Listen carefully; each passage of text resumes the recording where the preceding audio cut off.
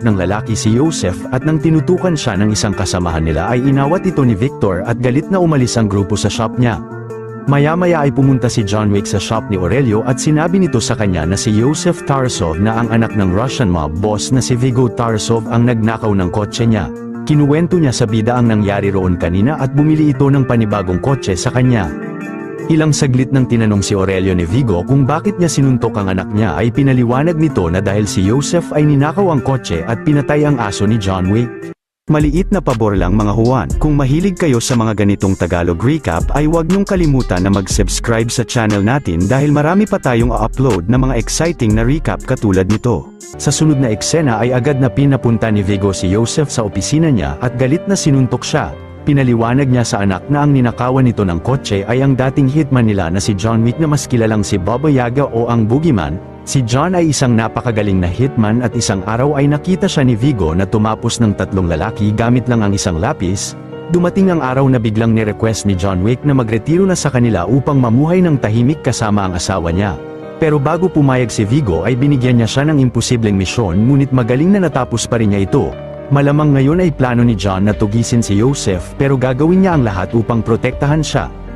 Samantala ang bida ay pumunta sa basement niya at winasak ang konkretong sahig rito upang kunin ang mga nakatago niyang baril at mga gold coins. Ilang saglit ay tinawagan siya ni Viggo upang humingi sa kanya ng patawad at kalimutan na ang lahat ng nangyari pero agad na binabaan niya siya ng telepono.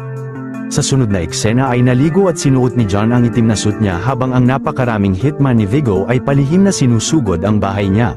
Pero ang bida ay agad na napansin ang pagsugod roon ng mga tauhan ng Russian mob boss na tila inaasahan na niya ang pagdating ng mga ito. Kahit pa bahagyang nahihirapan ay mag-isang kinalaban ni John Wick ang mga hitman gamit ang kombinasyon ng kanyang malupit na gun firing skill at hand-to-hand combat skill. Dahil sa hindi mapantay ang galing ni John sa pakikipaglaban ay hindi nagtagal ay napabagsak niya ang lahat ng mga tauhan ni Viggo na sumugod sa bahay niya. Dahil sa ingay roon ay may mga kapitbahay niya na nagreklamo sa pulis pero nang napansin nito na tila bumalik na si John sa pagiging professional hitman ay hinayaan siya ng pulis roon.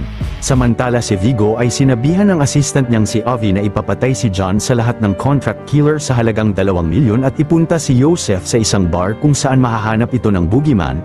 Ang bida naman ay tinawagan ang grupo ng mga underground cleaner ni Charlie upang kunin ang katawan ng mga hitman at linisin ang mga dumi na nadulot ng mga ito sa bahay niya. Nang natapos na sila ay binayaran ni John ang grupo ni Charlie ng mga gold coins. Kinabukasan ay personal na pinuntahan ni Viggo si Marquez upang makita niya ang reaksyon nito nang sinabihan niya ito na tapusin si John Wick sa halagang 2 milyong dolyar.